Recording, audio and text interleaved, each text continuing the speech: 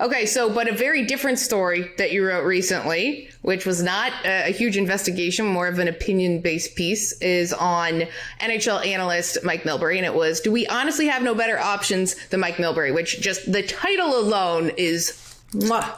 And so this was in response to him saying there's not even any women here to disrupt your concentration based on the NHL bubble, and how there's just a lack of distractions, insinuating women are distractions, insinuating women are objects.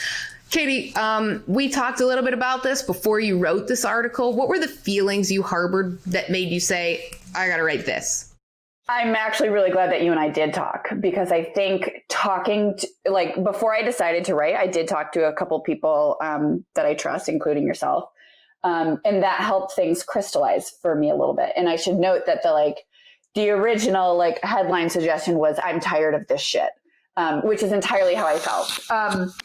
So here's how it kind of went for me. I was obviously pissed when I heard it at the time, slept on it. And then the next day, was talking to some people in hockey, including you. And at first, the conversations were did you hear what Mike said last night? And I was like, yeah, that, I think my reaction was not surprised, and that's Mike. And then I started to think about it. I'm like, that's really up. And I also started to kind of harbor maybe some anger towards myself, that I'm how backwards is that I'm just willing to accept that that's the sort of behavior we've become inured to, and we're going to continue. And I'm no, we've got to be done with this. You know what I mean? I think all of us right now, sort of, it does feel like we are at some point of societal reckoning, compounded with the amount of stress that everyone's dealing with the pandemic. My bullshit quota is completely it's met. So I don't have a ton of time for anything that exceeds that right now. And that's how I felt. I mean, so many women in this business will tell you this, we're just tired. It's not even just anger, but it's just an extreme in your bones exhaustion of all the things that you have to deal with, all the indignities that are required for you to just get past the entry door. Right. And I think, I don't remember who said this, but it's it was so perfect. But someone was you know what, just the cost of admission is so high.